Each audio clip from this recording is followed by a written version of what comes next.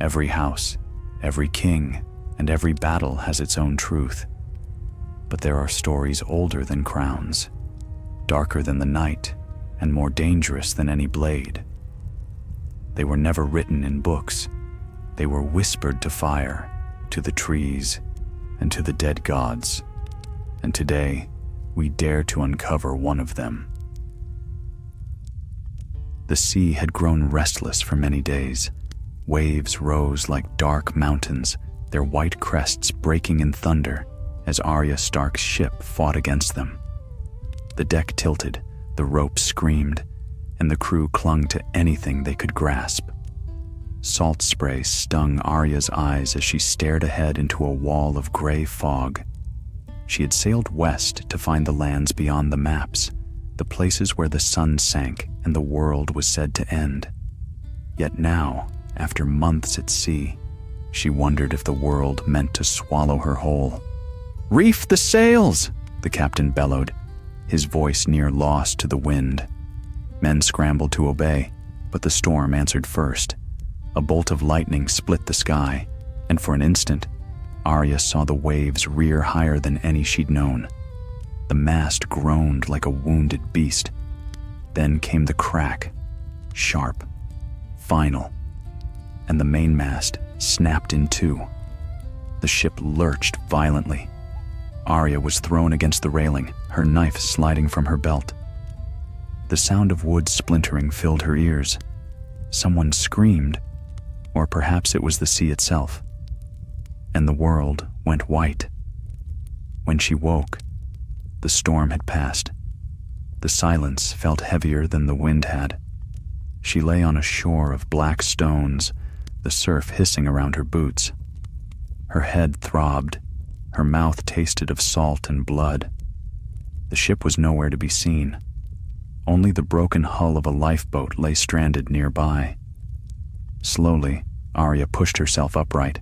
Her sword, needle, was still strapped to her back. That small mercy steadied her.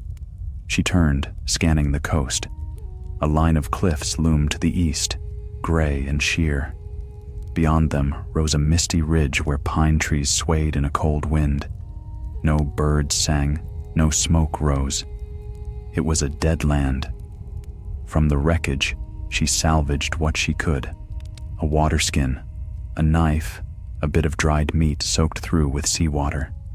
The footprints of two others marked the stones nearby. Survivors, perhaps. She followed them, moving inland. By evening, the light dimmed to a dull silver. The fog thickened until the cliffs seemed to vanish. Arya's boots crunched on frost-hardened earth. Then she saw it. A wall, half buried in moss and lichen, rising from the ground like the bones of some great beast. Stones shaped by human hands, though so old that trees had grown through them. She approached cautiously. The wall formed part of a fortress, or what remained of one. Broken towers jutted like teeth from a crumbling keep. On the nearest gate, almost erased by time, she saw the faint outline of a direwolf.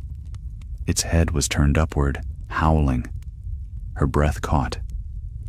"The sigil of House Stark," she whispered. But no such castle had ever been marked on any map, nor spoken of in Winterfell's tales. Footsteps echoed from within the ruins.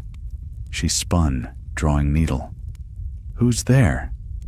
A figure stepped from the shadows. One of her crew, Garen, the youngest sailor aboard. His face was pale, his eyes wide with awe and fear. "Lady Arya," he said softly, pointing behind her. "The walls, they move." She turned. For a heartbeat, she thought he was right. The shadows along the wall seemed to shift, to twist in the mist like smoke. But it was only the fog, creeping between the stones, only the wind. "Gather what you can," she told him. "We'll camp here tonight." They built a small fire within the broken courtyard. The warmth was faint, but it pushed the mist back a little. Garen sat close to the flames, trembling. "I saw others from the ship," he murmured. "At least 3. They were heading toward the woods. Arya nodded. "We'll find them in the morning." The night deepened. The fog pressed closer, whispering through the trees. Arya lay awake, hand on needle, her ears sharp for any sound. Once, she thought she heard a wolf's howl, distant, mournful. But she told herself it was the wind. When dawn came, the fire had burned to ash. Garen was gone. His bedroll lay empty beside her. Only a single trail of footprints led away from the camp, vanishing into the mist. Arya rose, her jaw tightening. She followed the prints through the ruins, past the broken gate, and down a narrow path leading into the forest. The air was colder here, the silence deeper. The pines rose tall and black, their branches heavy with frost. Then she found him. Garen lay sprawled against a tree, his throat torn open. His eyes stared upward, wide and unseeing. No tracks surrounded him, no sign of struggle, only the faint imprint of a paw beside his body. A paw too large for any living wolf. Arya knelt, her breath fogging in the air. The sigil on the old gate flashed again in her mind, the direwolf howling toward the sky. Something moved behind her. She turned swiftly, sword drawn, but saw nothing. Only the shifting fog, curling between the trees. Still, she felt it then, the presence of eyes upon her, watching, waiting. And somewhere in the distance, the wolf howled again. The wolf's cry lingered long after it faded from the air, echoing in Arya's chest like a heartbeat out of time. It was no ordinary sound. It carried weight, memory, and something older than words. She stood over Garen's still body, her fingers tightening on needle's hilt, and whispered, "Not again." Death had followed her since she was a child, through Winterfell, through the Twins, across the narrow sea. She had worn many faces, learned many ways to kill. But even so, this place felt different. Here, death was not an ending. It was a circle closing in. She rose, scanning the trees. The forest seemed endless, each trunk black with damp, each branch twisted like the fingers of the dead. The mist swallowed sound and shape alike, yet there was a faint trail ahead, winding deeper into the woods, a path someone or something had taken before her. She followed it. Hours passed without a sign of life. The fog dimmed the sun until it was little more than a pale disk.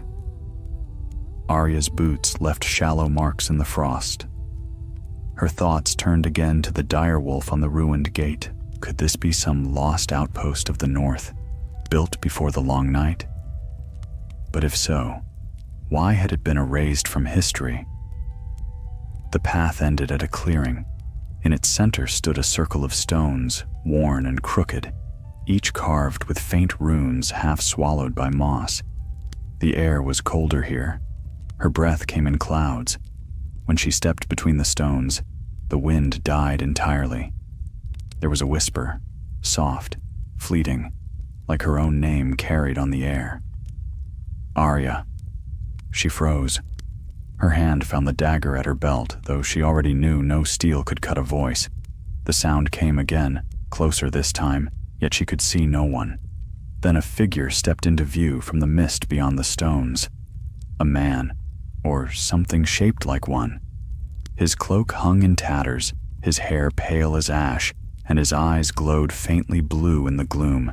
He wore old northern mail, rusted through but unmistakably stark-forged. "Who are you?" Arya demanded. The figure tilted his head, as if remembering speech. When he spoke, his voice rasped like wind over frozen leaves. "A wolf once, as you are, but now only a shadow remains." She took a slow step back. "You killed my man." The ghost's eyes flickered. He trespassed. All who walk this ground awaken the oath. What oath? The vow of the first warden, to guard the blood of the wolf until it returns. The air thickened with silence. Arya's heartbeat thundered in her ears. "The blood of the wolf," she said quietly. "You mean House Stark?" He inclined his head, almost a bow. "The name has long faded here. The stones remember, but men forget. Yet your scent..." His voice grew hollow, distant. "The pack endures." Arya held his gaze, refusing to look away. "If you're truly of the pack, then help me find the others who lived through the wreck. They're missing." The spirit's form wavered, the mist curling around him like smoke. "The sea brings only the lost. Leave this place, child of Winterfell. The dead guard what remains." Before she could speak again, he was gone. Only the cold lingered, and the faint shimmer of frost upon the stones where he had stood. Arya sheathed her sword. Her pulse slowed, but unease gnawed at her. She had seen wights before, the dead raised by the Night King, but this was no mindless creature. This ghost had will. By nightfall, she returned to the ruins by the shore. The fire pit was cold, the sea muttering in the distance. She gathered what remained of her gear and climbed the slope behind the keep, where she had seen a tall tower half standing against the cliff. Inside, the air smelled of rot and damp. Broken stairs wound upward, half collapsed. She climbed carefully, her feet silent out of old habit. Halfway up, she found a room whose door had been sealed with melted pitch. The wood broke under her shoulder with a crack. What lay inside made her pause. A great stone chair stood in the center, carved in the likeness of a wolf's head. On the wall behind it hung faded banners, their colors washed away by time, but the pattern was unmistakable. A gray direwolf, faint as ash. She approached the chair. Dust lay thick on its arms. On the floor beside it rested a broken sword, its edge blackened, its pommel marked with the same sigil. And beneath that sword, wrapped in brittle cloth, she found bones, human bones. A skull, small and narrow, with a crown of rusted iron still clinging to its brow. A lord's remains, perhaps even a king's. Yet it was not the relic that chilled her most, but the faint whisper that brushed her ear as she touched the hilt of the sword. "You came back." She staggered to her feet, eyes darting to the shadows. The whisper grew louder, as though it came from the stones themselves. "The wolf returns to his den." The tower trembled. Dust fell in thin streams from the ceiling. Arya backed toward the door, but before she could escape, the wind howled through the broken walls, and for an instant she thought she saw a great shape rise behind the chair. Not a man this time, but a wolf, vast and spectral, its eyes burning pale blue. It looked straight at her. Arya froze, her hand on Needle's hilt. The ghost wolf did not move. It stood as if waiting, its form wavering like smoke in moonlight. Then, slowly, it lowered its head in what might have been a bow or a warning. When she blinked, it was gone. The wind died. The tower stilled. But from outside, she heard another sound. Boots crunching on frost, voices whispering in fear. Survivors. Arya rushed to the doorway and looked down from the tower. 3 figures stood below, gathered around a weak lantern. She recognized one, Jaren, the ship's quartermaster, and 2 others, sailors from the crew. They looked half-mad with cold and hunger. She descended swiftly. "Jaren," she called as she neared. "You're alive." He turned sharply, the light catching his face. He looked older, more hollow than she remembered. "Alive," he said hoarsely, "but trapped. This place..." He gestured toward the keep. "We tried to leave at dawn. The path curved back on itself. We walked in circles until nightfall." Arya frowned. "Circles? The fog won't let us go." Before she could answer, one of the sailors cried out. His lantern shook. casting wild shadows on the stones. "Something's moving out there!" Arya drew needle again. The mist at the edge of the courtyard was thickening, rolling like smoke, and within it, faint blue lights began to gleam. Eyes, dozens of them, creeping closer. Not ghosts, not wolves, something between the two. She stepped forward, her voice steady. "Stay behind me." The creatures emerged from the fog, silent and swift, their forms half rotted, half shadow. Wolves once, perhaps, stark wolves, now twisted by death. Their eyes burned like stars in a dead sky, and from among them stepped the ghostly figure she had seen before, the old warden. His voice cut through the wind. "The pack must not scatter again." Arya raised her blade. "Then you'll have to stop me yourself." He smiled, if such a thing could be called a smile. "That is what I intend." And the dead wolves surged forward. They came like a storm of silence. No snarl, no cry, only the soft scrape of claws across stone.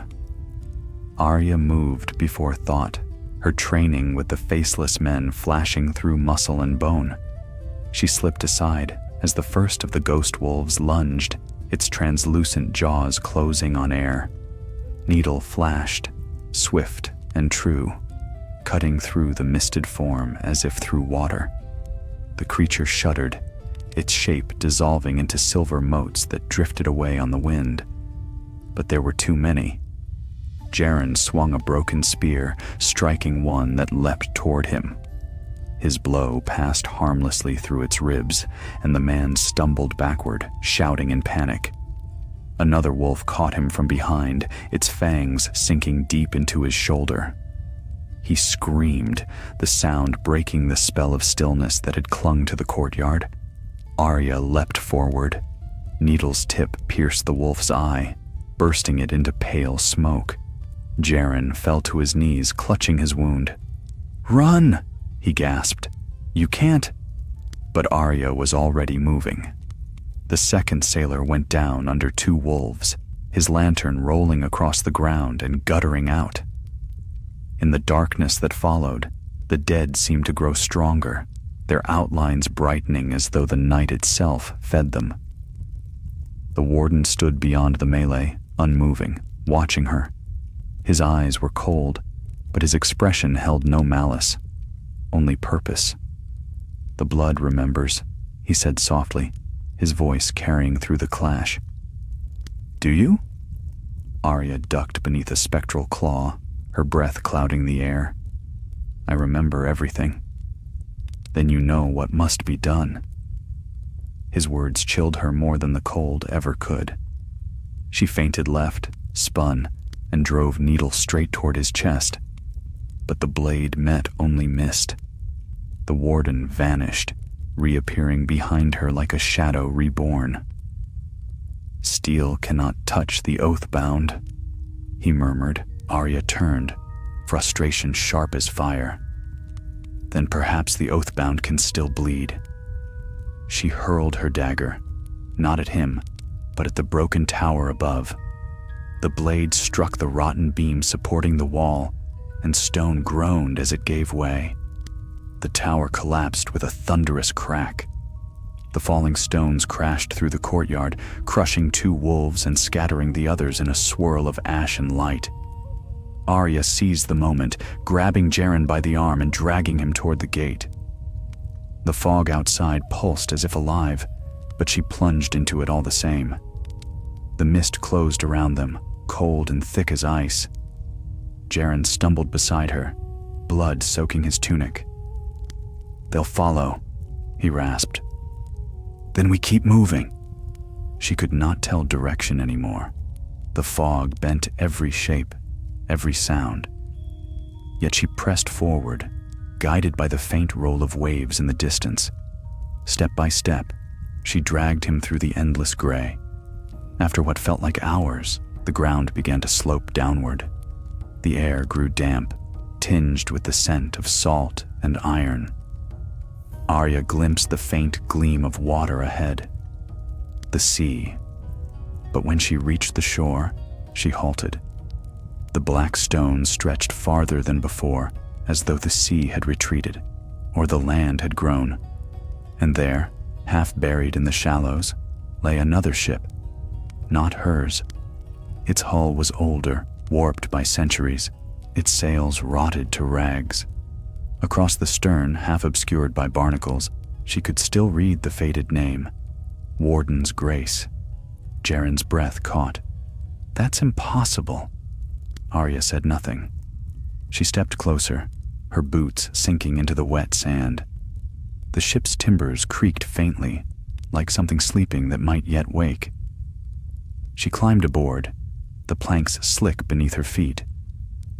Inside the ruined cabin, she found bones. Dozens of them. Crewmen still chained to their oars, their skulls bowed in eternal toil.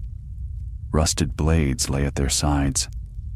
Some had slashed their own throats rather than wait for whatever fate had overtaken them, and on the captain's chair sat another skeleton, its hand clutching a scroll sealed with dark wax. Arya broke the seal.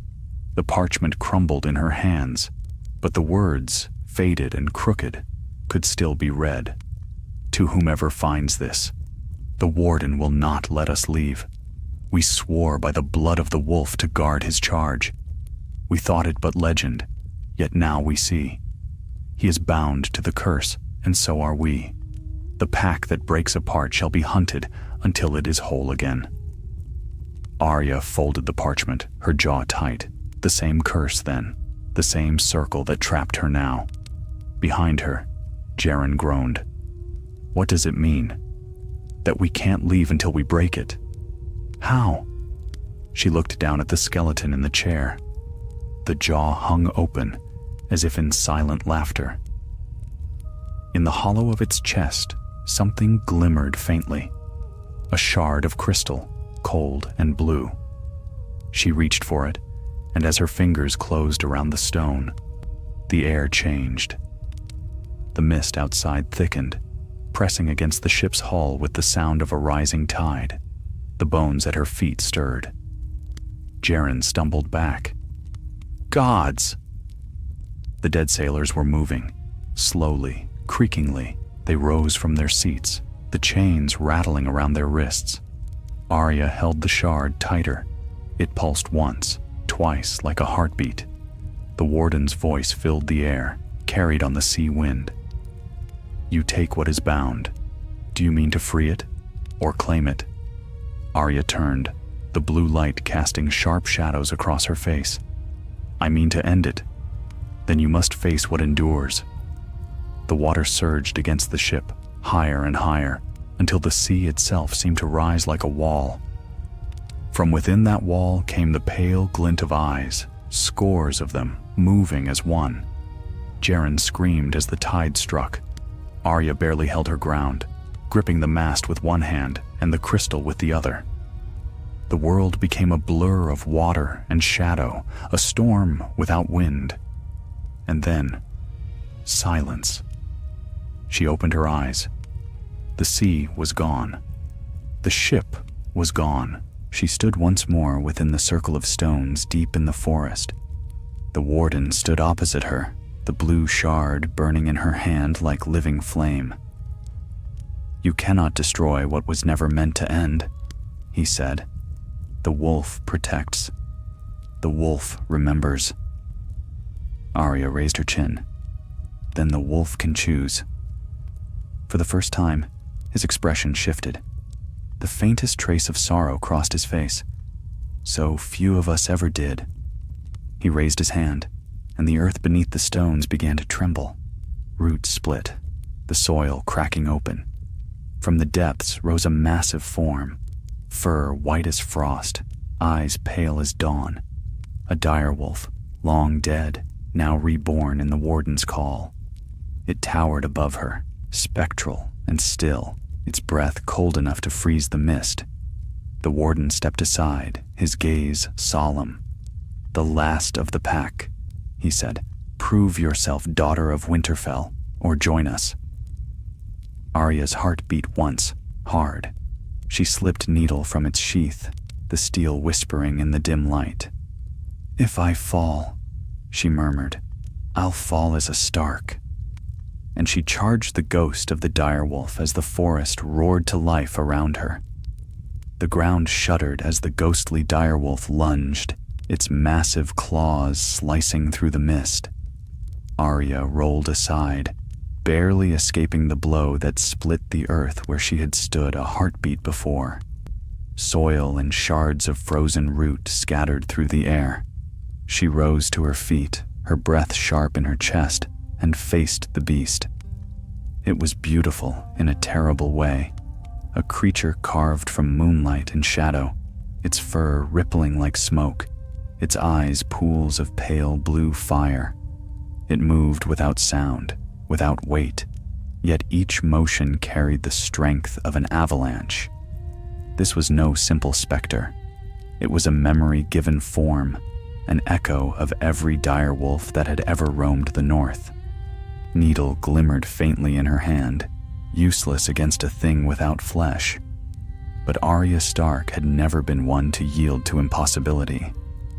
The beast came again, jaws snapping. She darted forward, swift and low, and drove the point of her sword straight into the spectral muzzle. The blade passed through like wind through fog. Yet the direwolf recoiled, letting out a low, shuddering growl. The air rippled where her strike had landed. "So you can feel," Arya whispered. The warden's voice drifted through the trees. "You fight shadows, girl. You strike at what you are." She ignored him. Again, the direwolf lunged. This time she met it head-on, rolling beneath its sweeping claws, her feet light as air. She slashed at its throat, then its flank, her movements a dance of steel and instinct. Each stroke carved faint trails of light in the mist, and the creature howled, its form flickering. For a moment, Arya thought she was winning. Then the wolf vanished. Silence fell. The forest held its breath. Arya turned slowly, searching the fog. Nothing. Only stillness, too complete to be real. Then the world exploded. The beast struck from behind, its weightless body slamming her to the ground. Her head hit stone. The shard of crystal flew from her hand, landing just out of reach. She struggled, pinned beneath the crushing chill of the wolf's ghostly form. Its muzzle loomed inches above her face, its breath like the air in a tomb. "Arya," the warden said softly, stepping closer. "The wolf is not your foe. It is your reflection. Look upon it." The direwolf's gaze met hers, and in its depths she saw herself. A girl with a blade, her hands stained by every name she'd spoken in the dark. No home, no pack, only death for company. The truth struck her like a blade. The dead wolf was not the creature before her. It was her. "No," she whispered, forcing her arm free. "I'm not bound to this." She reached for the crystal. The wolf lunged again, but this time she didn't retreat. She caught the shard in her palm, its cold searing through her skin, and thrust it upward into the beast's chest. The effect was instant. Light burst through the forest, white and blinding. The direwolf froze, its body unraveling into tendrils of fire and frost. A sound filled the air, not a howl, but a long, shattering cry that seemed to come from every stone, every tree. The warden staggered back, his face pale, his form flickering like a candle in wind. "You would break the bond?" he gasped. "You would end the line?" Arya rose slowly, her hand still clutching the glowing shard. "The line doesn't end. It changes." The direwolf collapsed into light, which spiraled upward into the gray sky, fading into the dawn. For the first time since her arrival, the mist began to lift. The warden sank to his knees. Without his guardian, the ancient power that held him began to fade. "You've unbound what I was made to guard," he murmured. "The curse is broken. and so am I." Arya approached him cautiously. He looked up at her, and though his face was lined with death, there was peace in his eyes. "Your pack endures, little wolf. Carry us west. Carry us home." Then he was gone, his form scattering like snow on wind. The silence that followed was not heavy, but clean. The air grew warmer, and through the thinning fog, she glimpsed the sea, blue and vast beneath a pale morning sun. The forest around her no longer felt haunted. It felt ancient, alive. Jaren stumbled from between the trees, bleeding but breathing. His eyes widened when he saw her standing in the circle, the crystal still glowing faintly in her grasp. "Is it done?" he asked. Arya nodded. "Yes, the dead have had their rest." He sank to the ground, trembling. "Then let's leave this cursed place before it changes its mind." She managed a faint smile. "Agreed." They made their way back to the shore. The wreck of their ship had been thrown farther inland by the storm, but the lifeboat was still whole. As they pushed it into the water, Arya glanced once more toward the cliffs. The ruins of the fortress stood silent beneath the morning light, its walls no longer cloaked in mist, and there, just for a moment, she thought she saw a wolf's shape on the battlements, white against the stone, watching. Then it was gone. They rowed until the island was little more than a shadow behind them. The sea was calm, the sun rising gold upon the horizon. Jaren dozed, his strength fading, but Arya kept her eyes westward. In her hand, the shard pulsed faintly. When she held it to the light, she saw not blue but silver, like the gleam of a direwolf's fur. It felt warm now, almost alive. She did not know what it was, or why it had chosen her, but she knew what she would do with it. Beyond the edge of the map, beyond every known shore, there might still be lands unclaimed by war or winter. A place where no one had heard the names Stark or Lannister, where a wolf could run free beneath an unbroken sky. That was where she was bound. As night fell, she looked back one last time. The sea behind her was dark, but peaceful. The curse had ended, but not the story. The pack endures, she thought, always.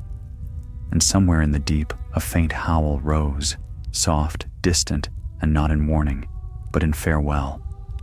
Arya smiled, set her oar to the water, and sailed on into the setting sun. The next morning dawned pale and glass still. No wind stirred the sea, and the air itself seemed to wait. Arya sat in the lifeboat, one hand resting on the small wooden tiller, the other cupping the shard of crystal she had taken from the warden's grave. It pulsed faintly in her palm, like a sleeping heart. Jaren lay wrapped in a cloak beside her, his breathing shallow but steady. His wound had worsened through the night, yet he had refused to die before seeing the fogged coast fade into the distance. Now, the island was gone. Only the endless horizon stretched before them, unbroken by sail or star. Arya's mind would not rest. Every wave seemed to murmur the same thought, echoing in her skull.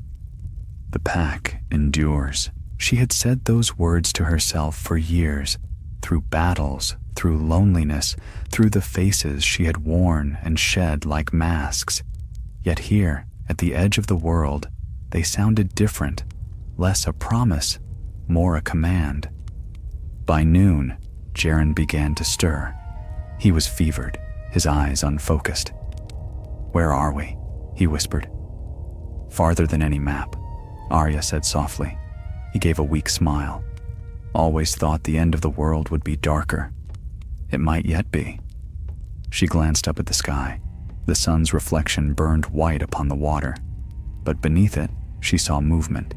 Shadows gliding under the waves, too large for fish, too silent for whales. They never broke the surface, yet they followed. Jaren noticed her gaze. "What is it?" "Something watching." Sea monsters?" He tried to jest, but his voice trembled. Arya said nothing. She gripped the oar, her muscles aching. The water was smooth, yet every stroke seemed heavier than the last, as if the sea itself were thickening around them. By dusk, the horizon began to change.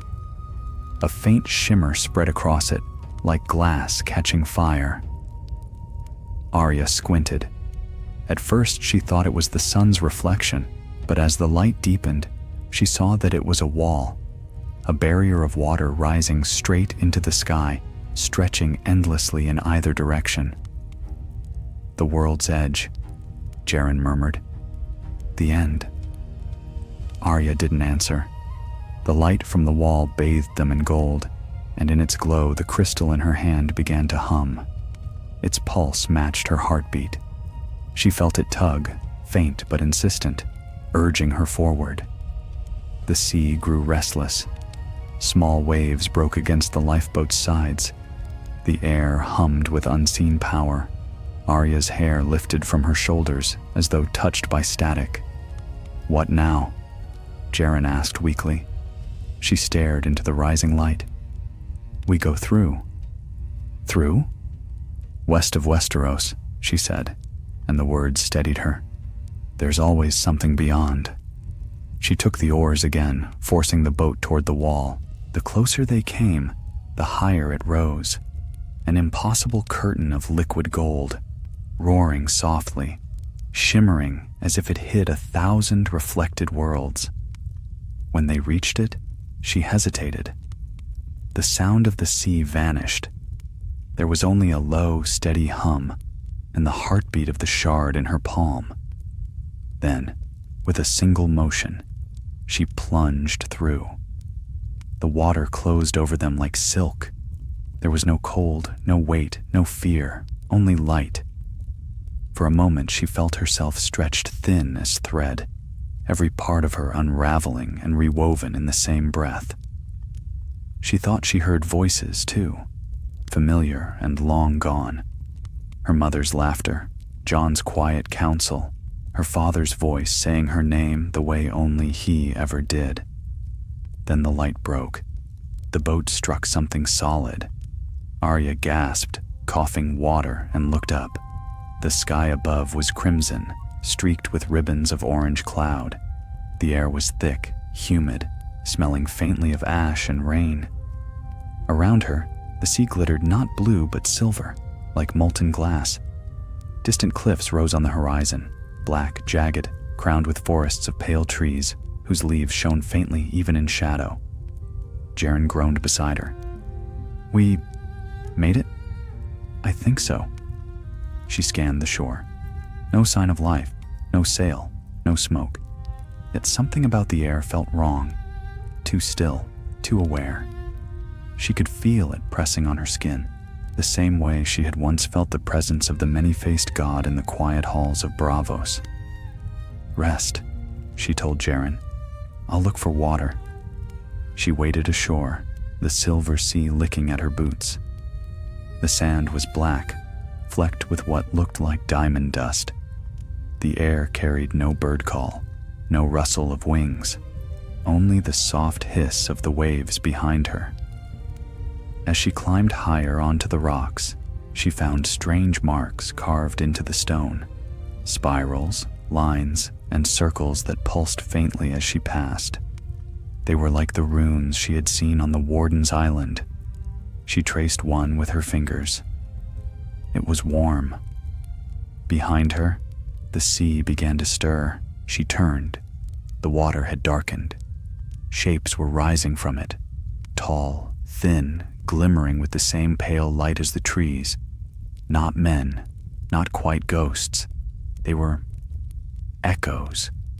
Transparent figures wrapped in flowing garments, their faces smooth as water. They watched her silently, neither hostile nor welcoming. Arya held her ground. "What are you?" The nearest figure tilted its head, and when it spoke, its voice was like rain on stone. "Travelers, long ago, you followed the wolf's call. You know of the Starks? We know of all who dreamed of farther shores."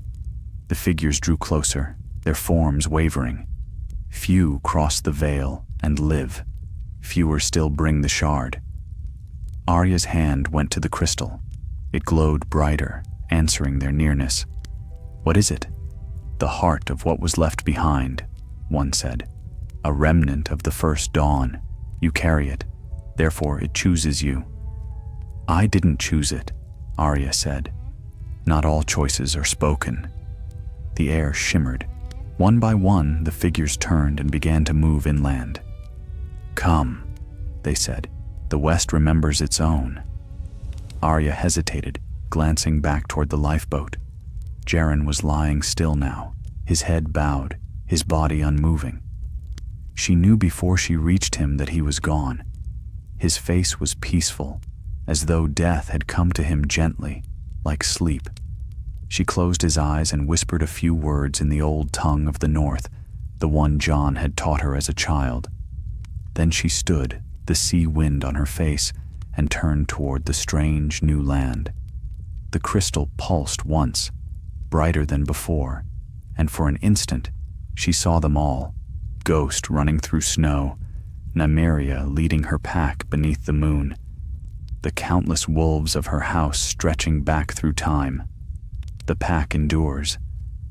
Arya tightened her cloak and began to follow the lights inland, her shadow long upon the silver shore. Behind her, the sea whispered, then stilled, as if the world itself had drawn breath, and for the first time in many years, Arya Stark of Winterfell did not look back. The path from the shore wound upward through a forest of pale trees that shimmered like silver glass. Their trunks were smooth and cool beneath Arya's touch, and their leaves made a soft sound, not quite rustling but whispering, as if the forest breathed. Each step she took left faint prints of light upon the ground, fading behind her as though the world itself was testing her presence. The ghostly figures drifted ahead, gliding between the trees. They moved as though bound by memory rather than motion, their forms blurring whenever she tried to look at them too closely. Arya followed, the crystal shard clutched in her hand. Its pulse kept time with her heartbeat, guiding her through the maze of trees where no sun or moon marked the hour. She could not tell whether she walked for minutes or days before the forest began to thin. The silver trees gave way to open plains of grass that shimmered gold under a dim red sky. In the distance rose a mountain unlike any she had ever seen, not jagged like the frost fangs, but smooth and black, gleaming as if carved from obsidian. A faint red glow burned at its summit, and above it circled a ring of pale lights. Neither stars nor fire, but something between. The figures stopped at the edge of the plain. "Beyond lies the Hall of Echoes," one said. "There the West remembers all that was lost." Arya's voice was steady. "And what do you want of me?" "You carry the heart of remembrance. Return it, and the path will open." "The path to what?" The figures did not answer. They began to fade, one by one, until only the wind remained. The forest behind her was gone, swallowed by mist. Ahead lay the black mountain, silent and waiting. Arya exhaled slowly. "So be it," she murmured. She began the climb. The plains stretched farther than they appeared. As she walked, the air grew heavy, each breath thick with warmth and scent. Strange, unfamiliar flowers that seemed to bloom and wither in the same moment. Shadows moved beneath the grass, slow and deliberate, though nothing broke the surface. At times she thought she saw faces in the distance, pale human shapes standing among the hills. But whenever she blinked, they were gone. The land was alive with echoes, fragments of stories older than her world. By the time she reached the mountain's base, darkness had fallen. The black stone rose sheer before her, yet a narrow path wound upward, marked by carvings that glowed faintly as she approached. spirals and sigils, some like those she'd seen before, others shaped like wolves, trees, stars. She traced one with her fingers, and it flared to life, lighting the next mark above. The mountain welcomed her climb. Step by step, she ascended. Wind tore at her cloak, carrying whispers that might have been voices. Winter fell. The pack. The name that endures. She gritted her teeth and pressed on, the crystal shard warm against her chest where she had tucked it beneath her tunic. When she finally reached the summit, dawn, or what passed for dawn in this strange land, had returned. The sky glowed crimson, and at the mountain's peak lay a wide circle of stone. In its center stood a single arch, tall as a gatehouse, and made of black crystal that shimmered with every color of fire. Beneath it, the ground pulsed faintly, like a heart beneath skin. Arya stepped closer. Beyond the arch lay not landscape but reflection, the world mirrored in still water, yet slightly wrong. She saw herself standing there, but her reflection did not move as she did. Instead, it stared back at her with calm, knowing eyes. "You've come far," her reflection said, though its lips did not move. Arya froze. "What is this?" "The end of your road, or the beginning of another. You carry the heart of memory. Return it, and all that you are will remain here, forever bound." She felt the shard stir against her chest, pulsing harder. "And if I refuse? Then you go on, but the pack that was will fade, and the name you carry will lose its meaning." Arya took a slow breath. Her life stretched before her like a river of faces and places, Winterfell's snow, Harrenhal's darkness, Braavos canals, and the endless sea beyond. She had lost so much already, yet she had lived. "The pack endures," she said softly. The reflection smiled faintly.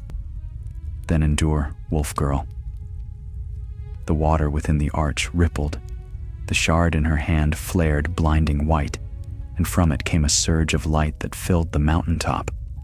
Arya gasped, throwing up an arm to shield her eyes. When the glow faded, she found herself standing not before her reflection, but within it. The air here was clearer, colder. She looked around and saw not the crimson sky, but one streaked with gray clouds. Snowflakes drifted down, vanishing before they touched the ground. The mountain was gone.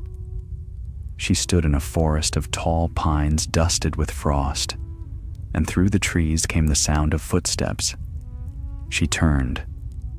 A woman approached, her hair dark as winter's night, her eyes gray and bright as steel. She wore furs of white and gray, a sword at her hip. For a heartbeat, Arya could not breathe. The woman's face was older, but unmistakable. "Arya," the woman said. "Mother," she whispered.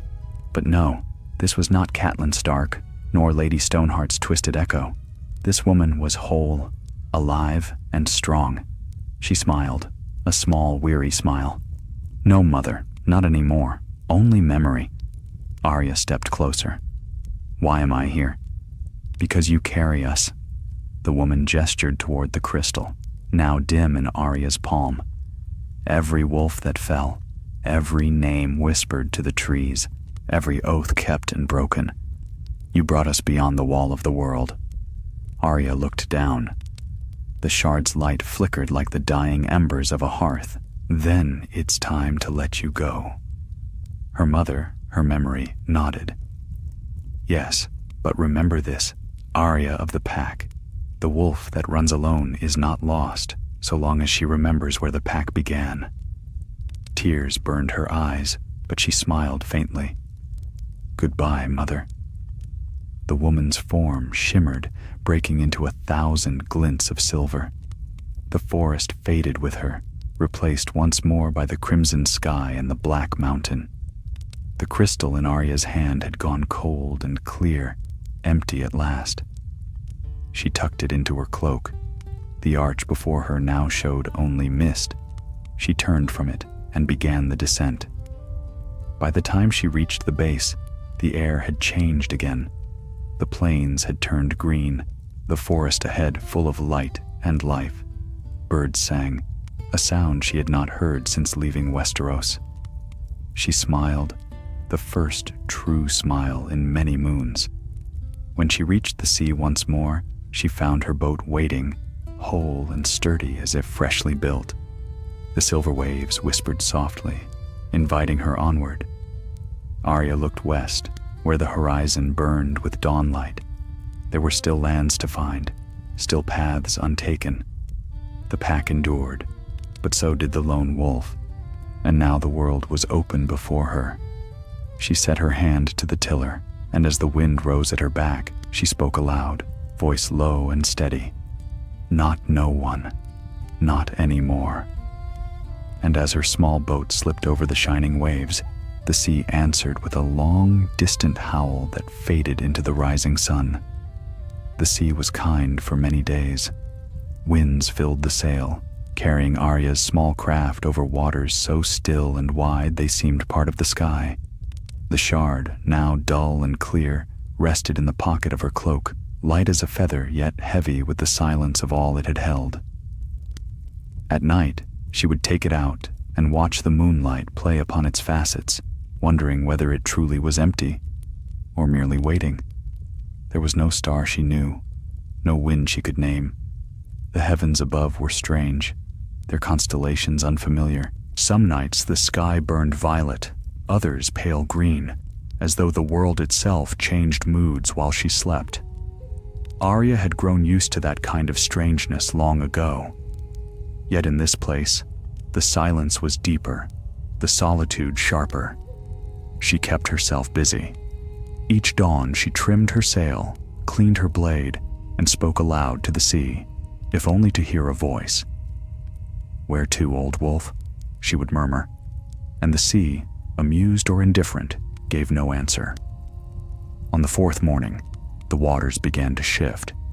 The air thickened, the horizon shimmered.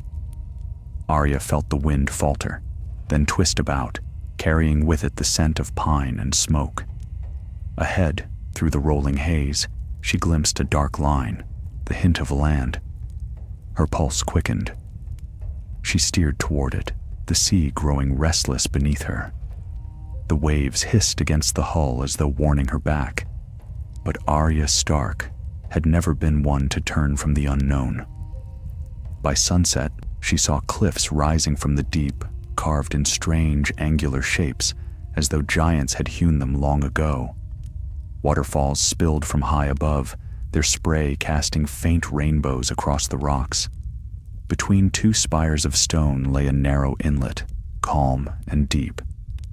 She steered her boat into it and felt the world quiet around her.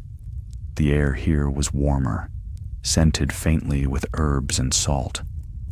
Strange birds called from the cliffs, and the waters beneath her glowed faintly blue, lit from within by drifting motes of light. When the boat struck the sand, she stepped ashore, her boots sinking into soft silver grains. The beach curved gently, leading into a valley where tall grasses swayed under the evening breeze. In the distance stood ruins, pillars half buried, arches leaning against the earth. She felt an old thrill stir within her, the same one she had felt as a child sneaking through Winterfell's crypts. There were stories here. She climbed toward the ruins, moving silent as shadow. The air grew cooler, and the wind carried faint whispers, snatches of words she could not understand. When she reached the first arch, she saw carvings etched deep into the stone. Wolves again, but unlike those of the north. Their shapes were leaner, their eyes almond-shaped, their tails longer. Around them coiled a pattern of stars, spiraling inward. She touched one carving, and warmth spread beneath her fingertips. The stone glowed faintly, answering her touch. A gust of wind swept through the valley, and the whispers grew clearer. "Blood of the wolf," the voice said. The Wanderer returns. Arya's hand went to her sword. Show yourself. From the shadows beneath the arch, a figure stepped forward. It was not a wraith or spirit this time, but a living being. A woman cloaked in furs of gray and white, her skin the color of moonlight, her hair long and silver as frost. Her eyes shone amber gold, catching the fading sun like the eyes of a direwolf. You are far from the pack, the woman said. Her voice was calm, yet it carried through the valley like music. I've come farther than most, Arya replied. So you have. The woman tilted her head, studying her. Your name? Arya Stark of Winterfell. The woman's lips curved faintly. Winterfell. The name lingers, though the winds of time have long buried it here. Arya frowned. You know of the North? I know of what came before the North, the woman said. Before men built walls of ice and named themselves kings. The wolves were here when the world was young. You carry their mark. Arya said nothing. The woman gestured toward the ruins. Come. The hearth still remembers flame. They entered the broken hall. The pillars rose high into the twilight, vines curling around their fluted sides. At its center burned a small fire that seemed to feed not on wood, but on air itself. The woman seated herself beside it. Arya hesitated, then sat opposite. The warmth eased the chill that had crept into her bones. You are of the blood, the woman said. I can feel it in your breath. The pack that crossed the sea carried with them a fragment of what was lost here. What was lost? Arya asked. The woman gazed into the fire. The bond. Once, the wolves and their kin walked as one, man and beast, spirit and flesh, bound by the old song. But greed and fear broke the bond. The wolves fled north. The men forgot their names. You are their echo, child of shadow and steel. Arya stared into the fire. For the first time, she saw not flame, but images within it. Snowfields, forests, and faces long gone. Her father, Jon, Nymeria's golden eyes. The woman's voice softened. Do you still hear them, the others of your pack? Sometimes, Arya admitted, in dreams, in silence. Then the bond is not broken beyond mending. What do you mean? The woman rose, her eyes glowing in the dim light. You stand where the first wolves fell.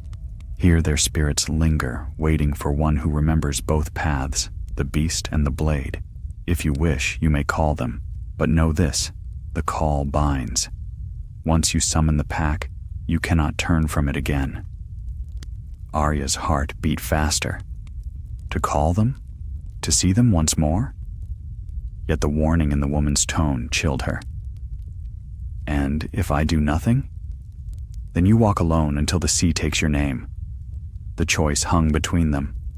Arya looked down at her hands, scarred, steady, stained with too many ghosts. She had walked alone long enough. What must I do? She asked. The woman smiled faintly. Stand where the fire burns strongest. Speak the words of the pack. Arya stepped to the heart of the hall. The fire brightened, its flames shifting from gold to silver. The woman began to chant softly, words in a tongue Arya did not know but somehow understood. She lifted her face to the sky and whispered the words as they came to her. From frost and blood, from bone and howl, we are one. The wind rose. The earth trembled beneath her feet.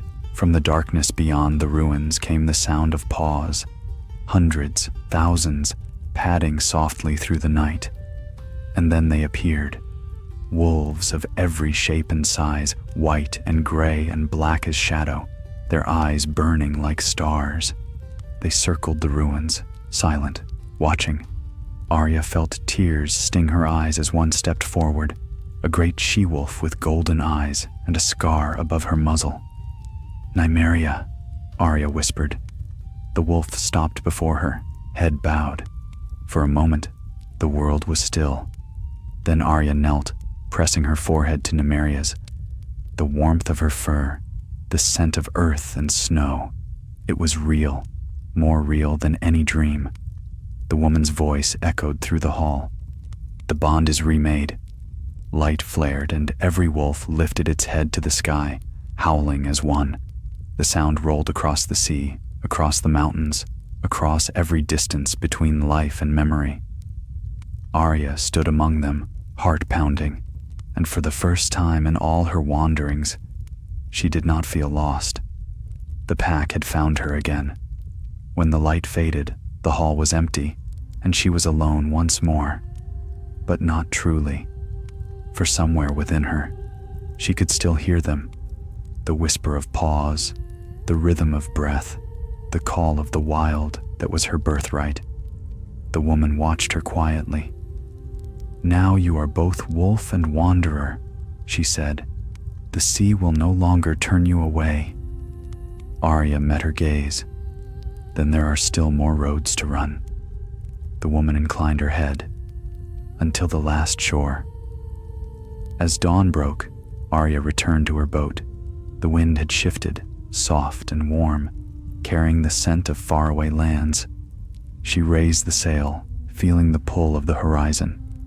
And when the first rays of light struck the water, the cry of a wolf answered from somewhere unseen, carried on the wind like a blessing.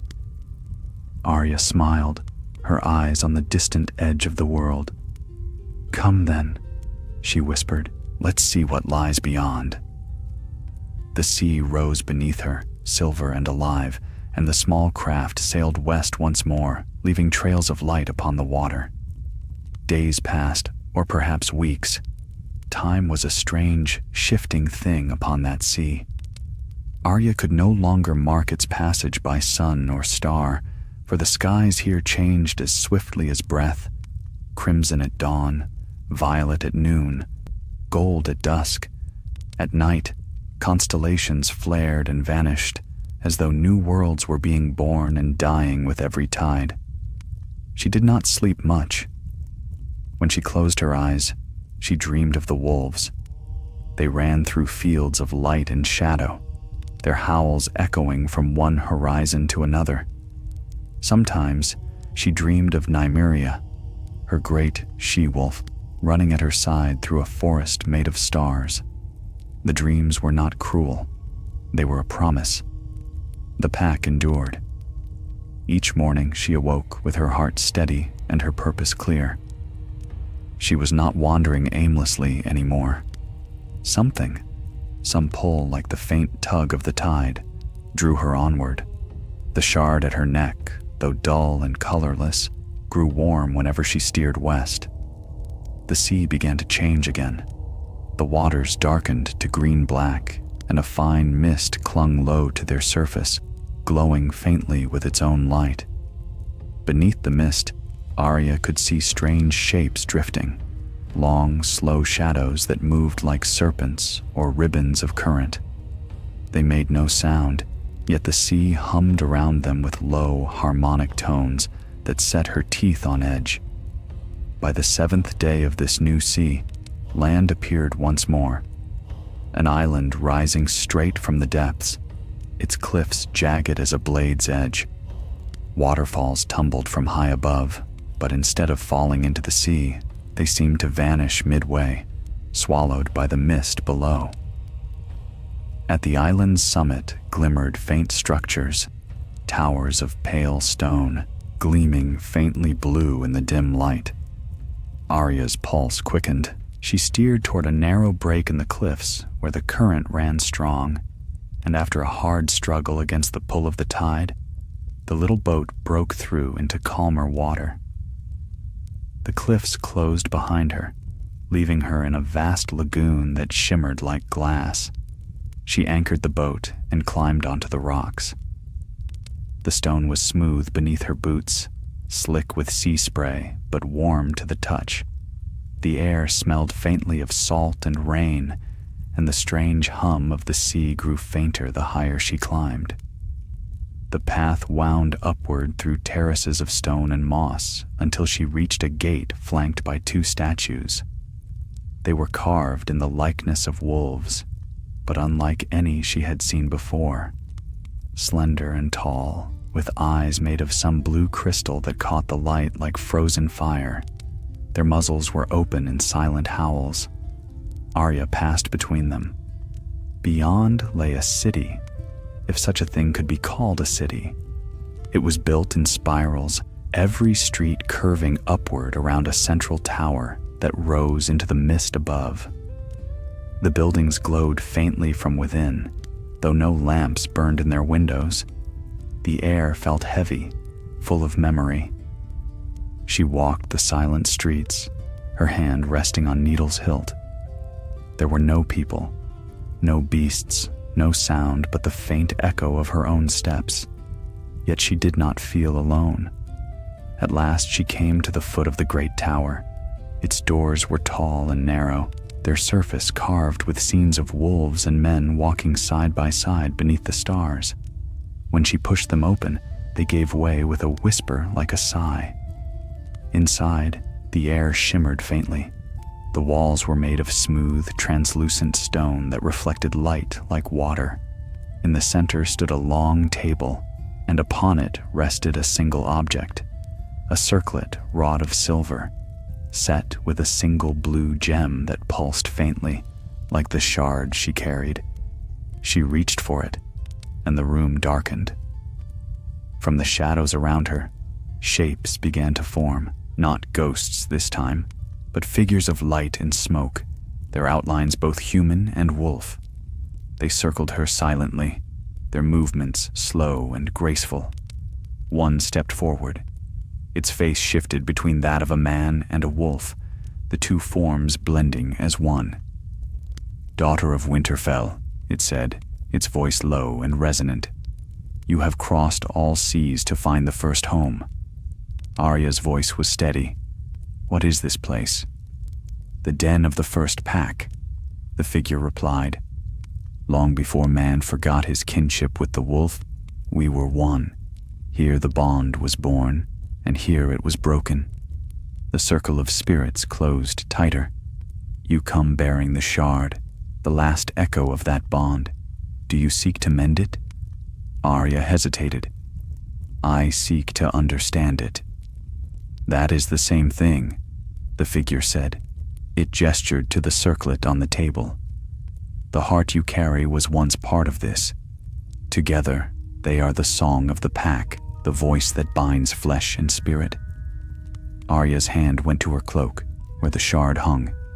"And if I put them together? Then the song will rise again. The wolves will hear. The bond will awaken." "And what will it cost?" The figure's golden eyes flickered. "All songs demand a singer." Arya understood. If she bound the shard to the circlet, she would not simply awaken the old magic. She would become part of it. No longer Arya Stark, but something older and greater. For a long time she stood silent, her thoughts a storm. All her life, she had chased names and faces and lost them one by one. She had been no one, and she had been Arya. Now, the world asked her to be both, and neither. Slowly, she drew the shard from her cloak. Its surface caught the dim light of the tower, flaring once in recognition of its twin. The spirits leaned closer, their shapes trembling. Arya placed the shard upon the circlet. The air split with light.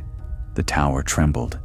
The song began, not of voice or instrument, but of earth and wind, of heartbeats and memory. Arya felt it pour through her. Every howl of the wolf, every cry of the hunted, every oath whispered in the snow. The sound filled her until she could no longer tell where it ended, and she began. When the light faded, the spirits were gone. The circlet lay whole once more, gleaming faintly in the dim air. Arya reached for it, but before she could touch it, a voice spoke from behind her. "Do not wear it, little wolf." She turned. A man stood in the doorway, a tall man cloaked in dark fur, his face half hidden by shadow. His eyes were gray, the same gray as her own. "Who are you?" she demanded. "Once," he said, stepping forward, "they called me Bran the Builder." The name struck her like a blade. "Bran?" He smiled faintly. "Not your brother. The first Bran, the one who built walls between men and the wild. Why stop me? Because every wall, once built, must be broken, or else all the world becomes a prison.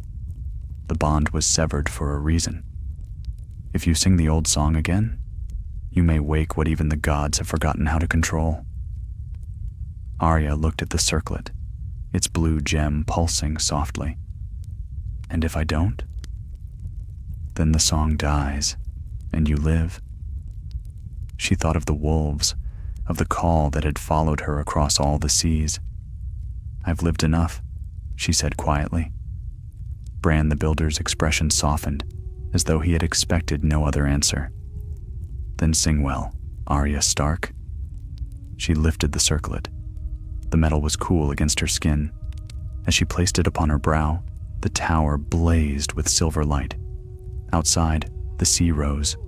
Wolves howled across the island, their voices merging with the storm, and Arya, child of Winterfell, wanderer, assassin, wolf, closed her eyes and sang. The song was not words, but memory. It was her father's voice, her mother's touch, Jon's steady hand, Nymeria's howl beneath the moon. It was every Stark that ever was.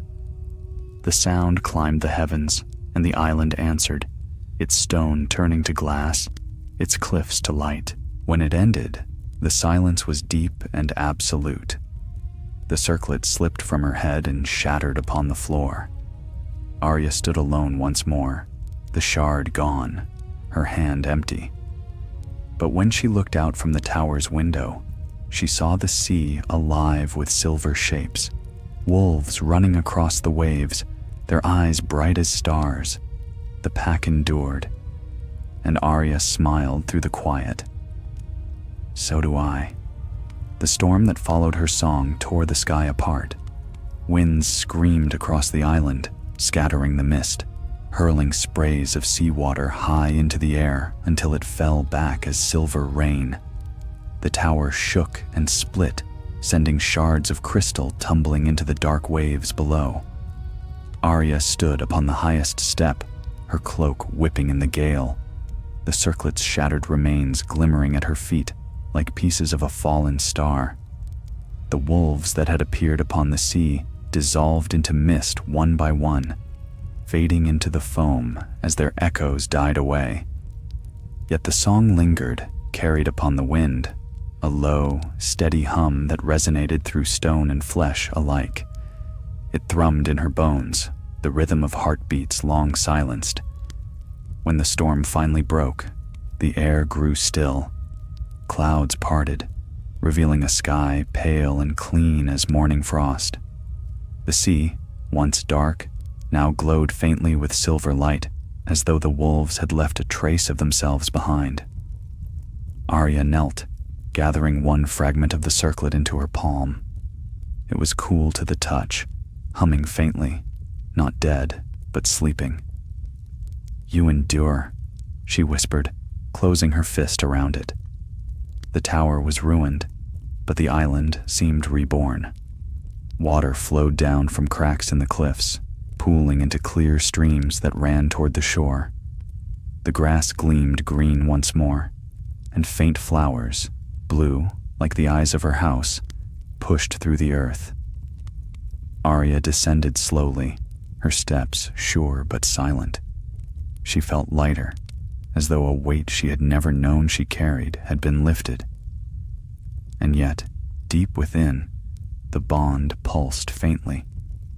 Subtle but unbroken, somewhere, she knew, the wolves still ran. At the base of the cliffs, a new figure awaited her. Cloaked in white fur, the strangers stood barefoot upon the wet stones, their hair dark as night, and their face half shadowed by the hood. They spoke first. You have done what no mortal was meant to do. Arya stopped. And what was that?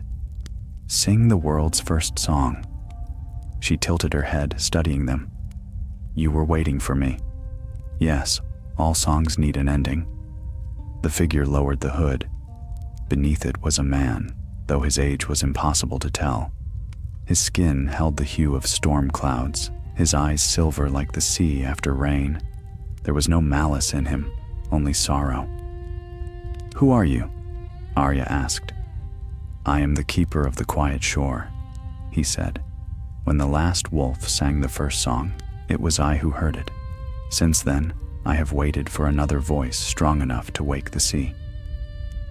And now that I have, the man's gaze shifted toward the waves. The sea remembers, the world stirs, there will be a reckoning. Arya felt no fear. Reckoning for what? For balance, he replied. When a song is sung, it must echo. The wolves run free now, as they did in the first age, but what hunts them will rise also. Then I'll hunt it first. The faintest hint of a smile crossed his lips. You speak as your blood does, but this enemy is not one of flesh or steel. It is the shadow left when life was born, the hunger that devours sound, name, and memory alike. Arya glanced down at the shard in her hand. Then why give me this? To find it, the keeper said, and to end it. The shard is your compass. It knows what stirs. The words were heavy with promise and warning both. Arya looked back toward her small ship, lying where she had left it beyond the lagoon. The sea around it was calm now, the mist dispersed. What lies west of here? He raised a hand, pointing toward the endless horizon. A sea with no bottom, and beyond it, the shore where all names sleep. That is where the hunger waits. Arya closed her fingers around the shard. It pulsed once, warm against her skin. Then that's where I'm going. Few who go that way return. Few who go my way ever do. The keeper inclined his head as if in respect. Then go, wolf of the last pack, sing your song to the end. By the time she turned, he was gone, vanished as if he had never been. Only the echo of his voice lingered, fading into the sigh of the tide.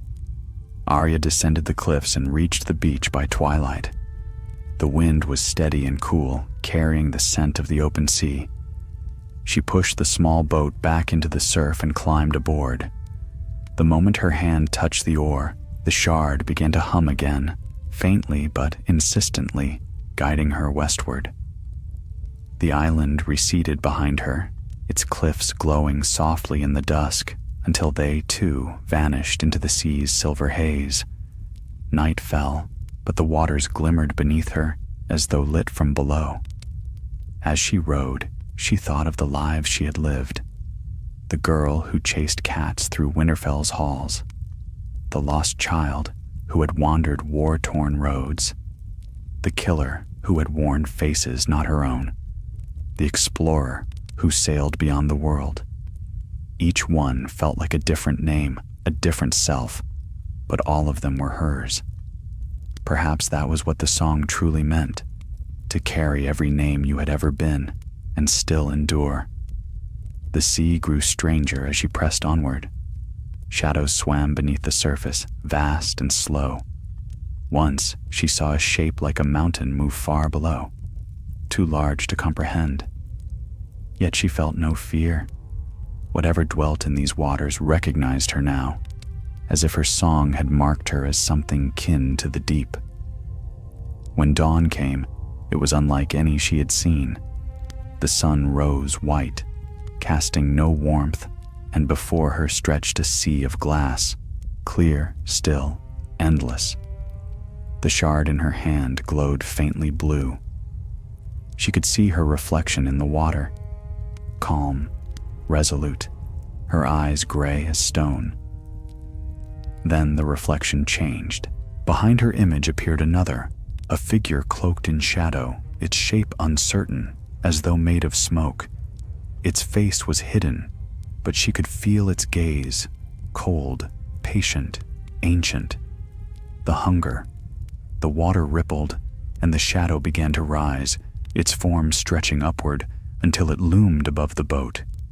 The air grew colder, the light dimmer. The sea itself seemed to tremble. Arya stood, sword in hand. "You're what he warned me about."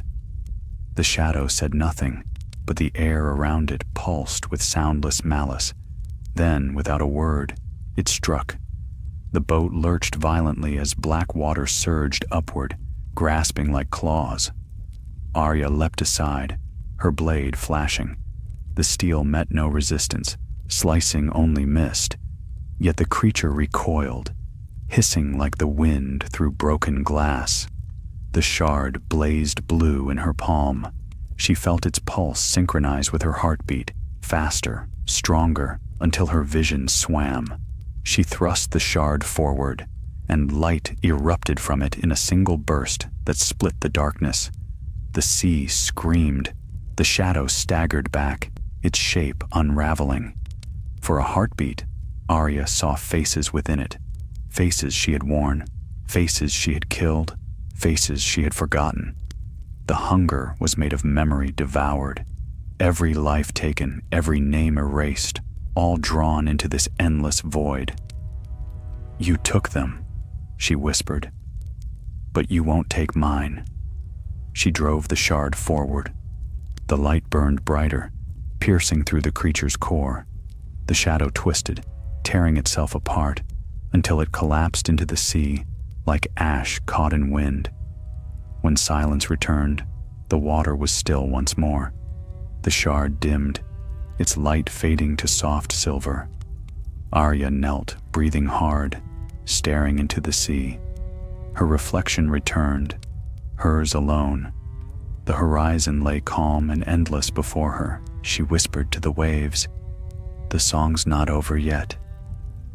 And taking the oar once more, Arya Stark turned her boat westward, following the faintest glow of dawn across the uncharted waters toward whatever lay beyond the last light of the world. The sea of glass lay before her like the calm breath of a sleeping god.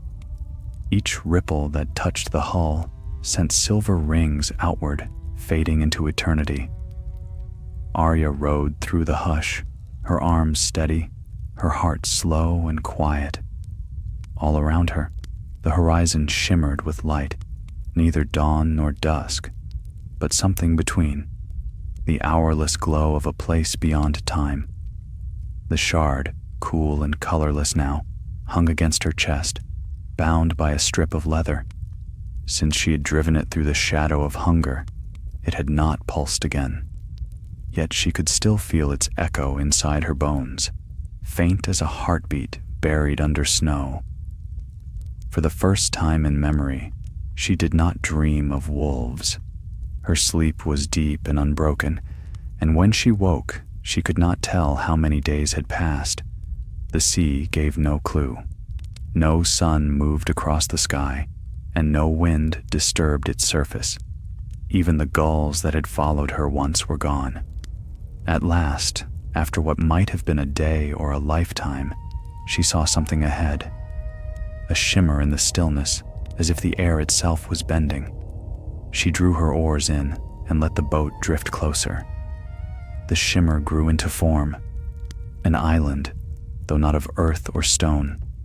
It seemed made of light and mist, its edges soft, its color ever-changing.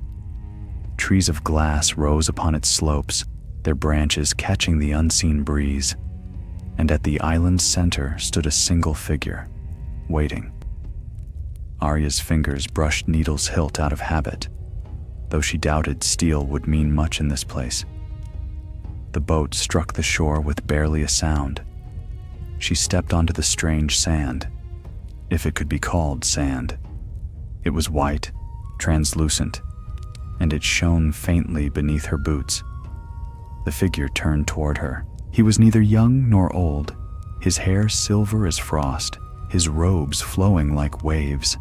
His eyes, though, were familiar, gray, calm, and sharp as a northern wind. "Welcome, Arya Stark," he said. She stiffened. You know my name. I have known it for a long time.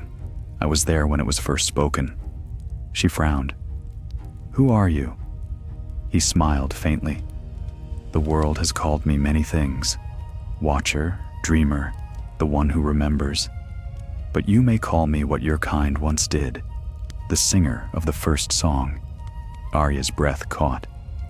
The song that made the wolves. And the men who walked beside them, he said. You sang it again. You brought it back into the world. I sang to free them, Arya said, not to rule them. Freedom is not a gift, the singer replied. It is a choice, and every choice shapes the world anew.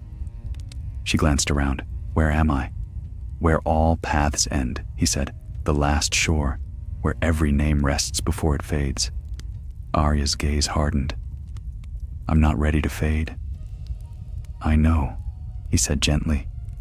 That is why you're here. The shard you carry is the heart of memory. You used it to wound the hunger, but its work is not done. The balance is broken still. The shadow's gone, she said. I saw it fall. He shook his head. You saw a piece of it die. The rest sleeps beneath the sea, dreaming of silence. One day it will rise again, for hunger has no end, only rest between feasts. She said nothing. The singer looked at her a long while. You are the last wolf, Arya Stark. The song lives in you now. The pack that runs in shadow and memory waits for your call. If you go back, the world will hear your howl, and the wolves will walk among men again. But if you stay, the song will end with peace. The hunger will sleep forever, untroubled. Arya's pulse quickened. You mean I can go back? To Westeros? The singer inclined his head. If that is your choice. For a long time, she was silent. She pictured Winterfell, the great hall with its banners, the sound of steel and laughter, the smell of wood smoke. Jon, Sansa, Bran, faces she had loved and lost, but they were ghosts now, long swallowed by the years. What will happen if I return? She asked. The world will remember what it was. The wolves will rise. The balance will break again. Every song calls its echo. And if I stay, then the sea will close over your name, and the world will rest. No hunger, no howl, just silence. Arya turned toward the water. The horizon shone white, endless and still. You speak of peace, she said, but peace is not life. It's only sleep. He smiled faintly, spoken like a Stark. She looked down at her hands, scarred, strong, real. I have never been one for sleeping. Then you will return. Yes. The singer nodded. So be it. But know this, when you step beyond this shore, you will not return as you were. The wolf you carry will wake fully. You will be both hunter and hunted. You will see through their eyes, and they through yours. Arya's lips curved into a small, fierce smile. I was never afraid of the dark. He stepped aside, and the sea before them rippled. The surface split, revealing a path of light descending into the deep. Follow the song, he said. When you hear it answer, the world will be yours again. She took one last look at the strange island. The trees of glass, the pale sand, the singer's calm gaze. Thank you, she said quietly. He inclined his head. Run well, little wolf. Then Arya stepped forward. The light swallowed her whole. She fell through it like snow through air, faster and faster, until she could no longer tell up from down. The world blurred, waves and forests, sky and stone, until everything dissolved into pure white. Then came sound, a heartbeat, a howl. When she opened her eyes, she was standing in snow. Real snow. The air was sharp, clean, filled with the scent of pine and smoke. Around her stretched a vast forest of evergreens, their boughs heavy with frost. Above, gray clouds drifted slow and low. For a heartbeat, She thought she was dreaming. Then she saw the footprints, massive, deep, fresh, leading away through the trees. Wolf prints. Arya's heart leapt. She followed them. The path wound through the woods, up a hill, and there, beneath the shadow of an old weirwood tree, stood a great white direwolf, Ghost. The wolf turned his head, and his red eyes met hers. He did not move, nor did she. The bond that had stretched across seas and worlds pulsed again, stronger than ever. "Jon," she whispered, though she knew he was gone.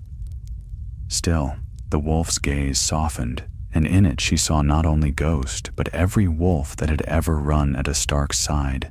Grey Wind, Summer, Shaggy Dog, Lady, and Nymeria. The pack had found her again. She stepped forward, her hand brushing Ghost's fur. The wolf leaned into her touch, warm and solid. Together, they turned toward the forest's heart, where the light of dawn broke through the trees. Somewhere far off, she thought she heard another sound, a call rising through the air, fierce and wild. It was not human, yet she understood it. The world was waking. Arya smiled, the first true smile in many years. "Come on then," she murmured to Ghost. "Let's see what's left to find." And with that, she walked into the snow, her shadow long and sharp beneath the weirwood's crimson leaves, while the wolves' howls echoed through the forest, heralding the return of the song. The pack endured, and the wolf ran once more. The snow fell thick and slow that morning, drifting like ash through the gray air. Arya walked through it without haste, her cloak drawn close, Ghost padding silent at her side. The forest stretched endless before them, pines dark and ancient, their branches heavy with frost. Beneath her boots, the snow gave a faint, steady crunch. The wind whispered, carrying faint sounds that might have been words or only memory. She did not mind either way. Every breath she took filled her chest with cold, clean air, and the weight of the world felt lighter than it had in years. It was no dream. She had returned to the lands of the living, though not the world she had known. The woods were wilder now, unmarked by man's hand. The shapes of the trees were familiar, yet older, more primal, like the forests that must have covered the north before the first keep was ever built. The air itself felt ancient. Ghost halted suddenly, ears twitching.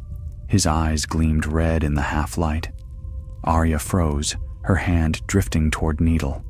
From the shadowed trees ahead came a low sound, a whimper, not wolf, but human. She stepped forward, pushing through the branches. There, half buried in the snow, lay a boy. Barefoot, half-starved, his skin pale as milk, and his eyes wild with fear. He flinched when he saw her, trying to rise, but his limbs trembled too badly. "It's all right," Arya said softly. "I won't hurt you." The boy's gaze flicked toward Ghost, who stood behind her like a pale shadow. "That's no dog," he whispered. "No," Arya said. "He's not." She knelt beside him, breaking a piece of dried meat from her pouch. "Eat," she said. The boy hesitated, then took it with trembling hands and devoured it in silence. "What's your name?" she asked. He swallowed hard. "Rye." "Where are your people, Rye?" His eyes darted toward the north. "Gone, taken by the Black Riders." Arya frowned. "Riders?" "They come from the Broken Keep," he said, voice shaking. "They hunt in the dark, take those who wander. I ran." The words chilled her more than the wind. "Where is this keep?" The boy lifted a shaking hand and pointed. "Half a day's walk, but you shouldn't go. No one comes back." Arya rose, brushing the snow from her knees. "Then it's time someone did." She looked down at him. "Can you walk?" Rye nodded weakly. She helped him stand and guided him toward a hollow sheltered by pine roots. "Stay here," she said. "Ghost will guard you." The boy stared up at her, his fear mixed with awe. "Who are you?" Arya smiled faintly. "A girl who's good at finding things that are lost." She turned north, following the line of the boy's trembling hand. The forest thickened as she walked, the snow falling heavier, the air sharper. The trees grew so close their branches intertwined above her, turning the path to twilight. By midday, she saw it, the broken keep. It rose from the trees like a wound in the land, black stone, half collapsed, its towers jagged as teeth. A faint smoke curled from one of its shattered walls, though no fire was visible. Around it, the snow lay untouched, as if the forest itself feared to come closer. Arya stepped into the clearing, her breath fogged before her. She could feel it then, the same cold she had once felt beyond the wall, in the presence of death. Something moved within the ruin. Her hand went to her sword, but she did not draw it yet. She slipped through the gate, where the old portcullis hung twisted and broken. Inside, the keep's great hall lay in ruin, roof half fallen, banners rotted to dust.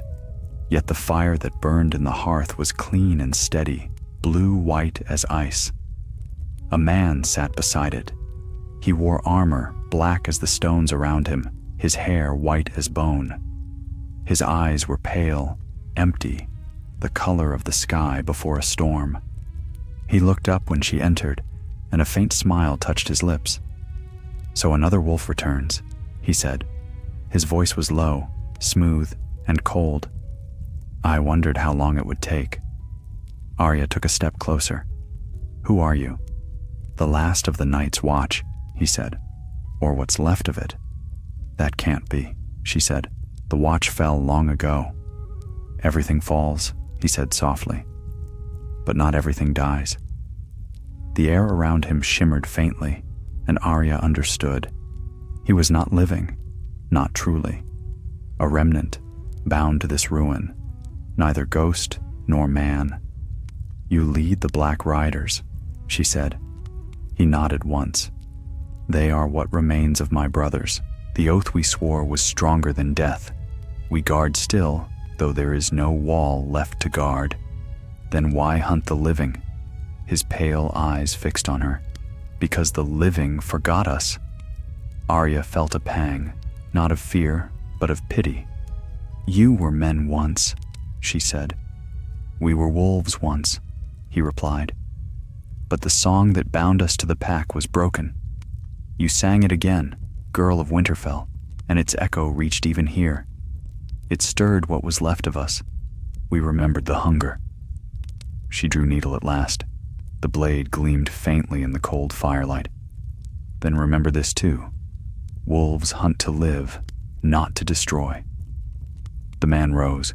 His armor groaned, scattering frost. "Show me then." He moved faster than any man should.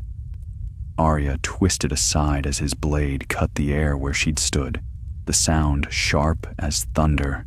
She slashed in return, but her steel met no flesh. His form flickered like smoke. They circled each other in the ruined hall, ghost and girl, echo and song. The cold deepened with every strike until the fire itself froze, its blue flame crystallizing into ice. Arya's breath came in white bursts. She feinted left, ducked under his swing, and drove needle through the chink in his armor.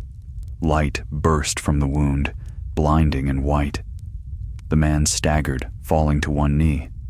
"So," he whispered, "the pack has a true alpha again." "I'm no alpha," Arya said, panting. "I'm a Stark."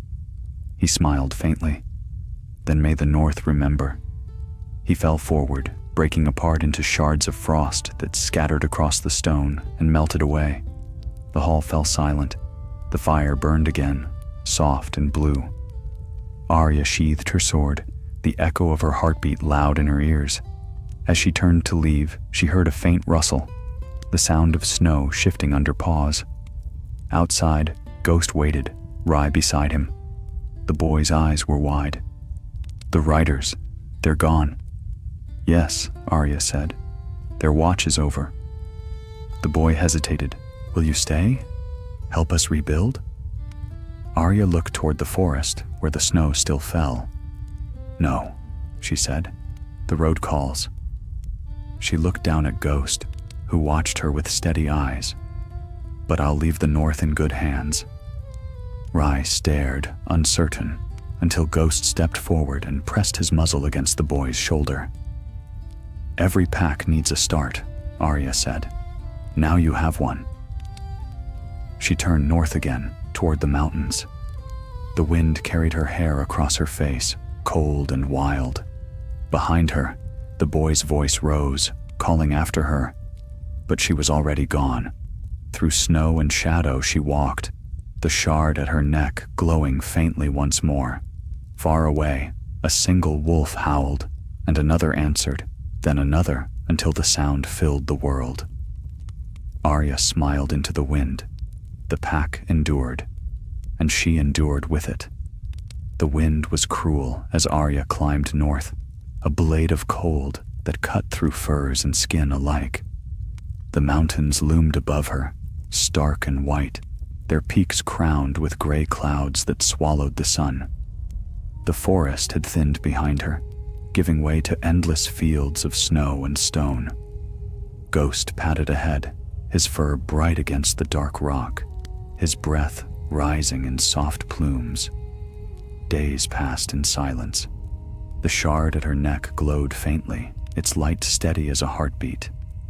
Each step seemed to pull her farther from the world of men, deeper into the wild where the air itself felt ancient. She'd left Rye behind in the ruins, with fire, food, and the first chance for a home. He had begged her to stay, but Arya had smiled, told him the same thing Jon once had told her. The lone wolf dies, but the pack survives. And so she walked. On the third night, the storm came. It rose without warning, wind screaming down from the peaks, snow slashing through the air like arrows. Ghost vanished into the white, then reappeared, guiding her toward the faint outline of a cliff. Beneath its shelter, they waited out the gale, huddled together. The cold was deep enough to numb thought. When dawn came, the storm had passed, leaving the world quiet and clean. Arya woke to find frost on her lashes and Ghost's fur crusted with ice. She pushed herself upright, her joints stiff, her breath a cloud of silver. The shard pulsed once, faintly, as though stirring her onward. Beyond the cliff lay a pass between two mountains, a narrow throat of stone. She followed it, the snow crunching beneath her boots. The air there was still, heavy with silence, until she began to notice the shapes carved into the walls. Faces. They stared down from the rock, hundreds of them, worn and ancient. Men, women, beasts, gods, their features half erased by centuries of wind. Each had eyes set with stones, dull and gray now, but once perhaps gleaming. She paused before one, its face broad and grim, its eyes long gouged out. A name stirred faintly in her mind, the old gods. She pressed a hand to the stone and whispered, "Do you still watch?" For a long time, there was nothing. Then, faintly, a voice answered, not in her ears, but inside her thoughts, quiet as breath. "Always." The word rippled through her. She drew her hand back, her pulse quickening. The shard at her neck glowed again, brighter now. A wind rose from nowhere, carrying whispers that seemed to come from every direction at once. "You are far from home, wolf of the long path." Arya turned in place, her breath sharp. "Who speaks?" The roots that remember, the blood that never dried. The voices grew stronger, weaving together until they became one. It was neither male nor female, neither young nor old. It spoke as though it had known every season since the first dawn. You have walked beyond death and dream. You have sung the old song. Now the North remembers you. The faces upon the cliffs began to shimmer faintly, their eyes filling with light. Arya stepped back, her hand on needle. Why bring me here? Because the world turns again. The wall is gone, the dead sleep, but the cold remains. There must always be a watcher. Arya shook her head. I've had enough of oaths. Not an oath, the voice said gently. A calling. You freed the wolves, now their spirit runs untamed. The balance breaks once more. It needs a hand to guide it, a mind that knows both shadow and light. Ghost lifted his head, ears pricking. The light from the shard spilled across the snow, casting long shadows. Arya stared at it, the pulse within it echoing her own. You want me to stay, she said slowly, to watch, to guard, to remember. The words struck deep. She thought of her father's godswood, of the weirwood tree with its bleeding face, of Bran sitting beneath it, seeing through ravens and roots, bound to the world as she never could be. I'm no seer, she said, no child of the forest. No, the voice agreed. You are the bridge. You carry the blood of the wolf and the song of the wanderer. The world needs both. For a long time she stood there, silent. She had spent her life running, from enemies, from names, from grief itself. Yet here, at the end of every map, the world asked her to stop running at last. What if I say no? She asked. Then the song will fade. The wolves will forget their path. And in time, the hunger will wake again. She closed her eyes. The wind had died. Only the faint crack of snow beneath Ghost's paws broke the stillness. When she opened her eyes again, her decision was made. Then teach me, she said. The light from the shard spread outward, sinking into the snow. The faces upon the cliffs glowed brighter, their eyes turning red as the heart of a fire. The ground trembled, and the voice spoke once more. Then remember this, Arya Stark of Winterfell. To see is to bind is to bear, and to bear is to endure. Pain lanced through her skull, sharp, blinding. She gasped, stumbling. Ghost barked once, circling close, but could not reach her. The snow beneath her feet melted into a pool of light. Visions flooded her mind, forests vast and untouched, rivers gleaming beneath strange stars, wolves running across endless plains. Then came other sights, men in strange armor building walls, fires burning cities, the cycle of rise and ruin repeating through ages. She saw all of it, felt all of it. When the light faded, Arya lay upon the snow, her body trembling. The voices were gone, but their echo remained inside her, steady and endless, like the beat of the earth's heart. Ghost pressed close, his warmth grounding her. She rested a hand on his fur, breathing slow. When she rose again, the world looked different. The snow shimmered faintly underfoot. She could feel the life beneath it, sleeping roots and old bones. The mountains no longer felt distant, but alive, watching her as she moved. She smiled faintly. So this is what it's like, she murmured. Ghost huffed, his red eyes gleaming. Together, they climbed higher until they reached the peak. From there, she could see the land stretch endless in all directions, forests, frozen lakes, white plains. To the far west, the faint gleam of the sea. To the east, the gray shadow of distant ruins. This is our realm now, Arya said softly. The north as it was, before men and walls.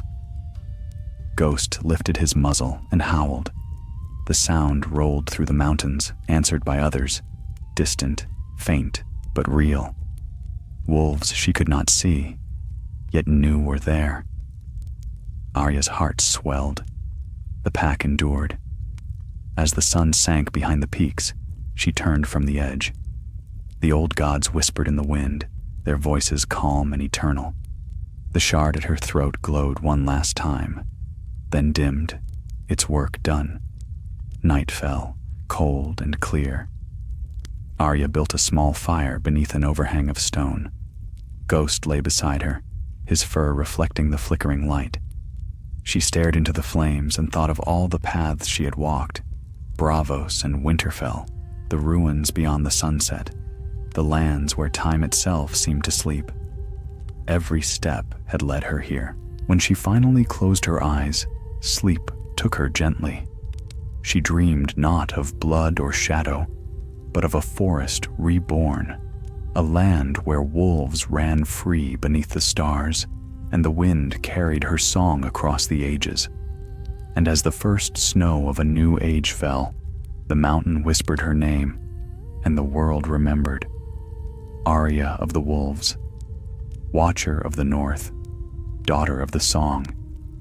The long winter's night stretched endlessly, moonlight spilling like frost across the high peaks. Arya woke before dawn, though the stars had not yet faded. The fire at her side had burned low, and Ghost was already standing, his head lifted toward the eastern horizon.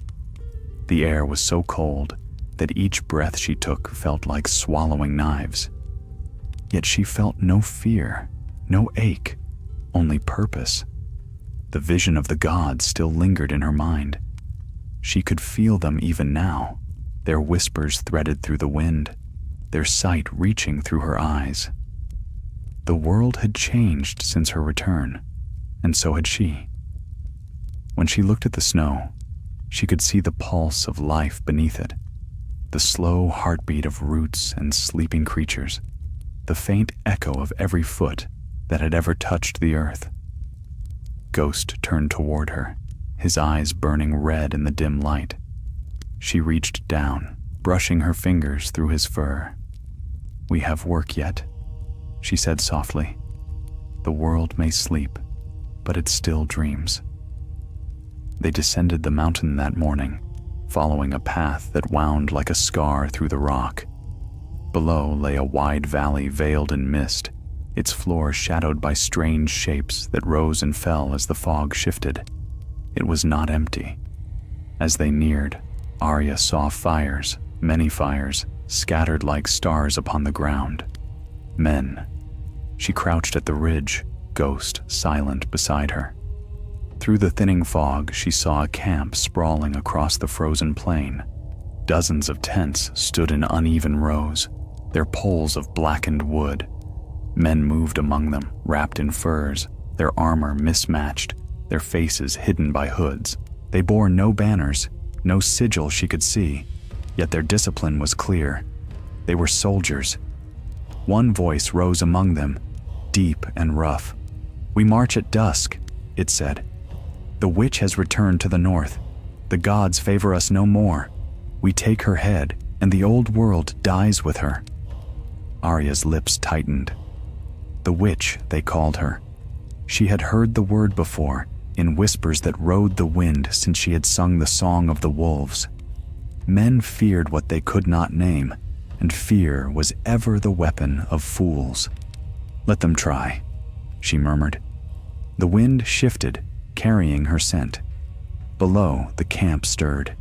One of the men looked up sharply toward the ridge. For a heartbeat, their eyes met across the distance. Then came the horn. Ghost leapt first, a pale streak against the snow. Arya followed, swift and silent, her feet barely touching the ground. The first man she met fell without a sound. Needles slid between his ribs, and he crumpled as softly as snow falling from a branch. The others turned, shouting, steel flashing in the firelight. Ghost's growl rolled like thunder as he struck, scattering them in terror. Arya moved through them like wind through grass. The blade was small, but her speed was greater. A step, a thrust, a whisper of air, and another man fell. Yet there were many. Too many. Arrows hissed past her. One grazed her arm, drawing blood. She ducked behind a broken cart, her breath steady, her mind calm.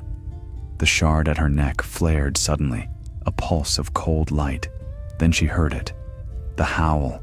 It rose from the forest beyond the plain, low at first, then joined by others, dozens, hundreds, weaving into one vast chorus. The men froze. The fires flickered as shadows moved in the fog. Eyes gleamed in the dark, eyes yellow, gray, and red. The wolves had come. They poured into the camp like a flood. Great white beasts and lean gray shadows, their fangs flashing, their howls echoing off the mountains. The men broke, their formation shattering. Some fled into the dark, others fell where they stood. Arya watched, blade poised, as the wolves swept past her, their fury cold and pure. When the last cry faded, silence returned. The fires had burned low, and snow began to fall again, covering the blood. Ghost padded back to her, his muzzle stained red. Arya wiped her blade clean and looked around. The camp was empty now, save for the dead. Among them, one still breathed. A man in black armor, his helm torn away. His face was weathered, scarred, his eyes hard even in defeat. He looked up at her and spat blood into the snow. "You," he said hoarsely, "the witch of the wolves." "I'm no witch," Arya said, "only what the North made me." He laughed weakly. "Then the North has made its doom." She crouched beside him. "Who sent you?" He hesitated. Then, with a bitter smile, he whispered, "The one who still remembers the wall?" Arya frowned. "The wall fell long ago." "The stones did," he said, "but not its heart. You can't kill what was made to guard." His breath rattled, fading. He watches still, from the far ice. Then he was still. Arya rose, her pulse quickening. He watches still.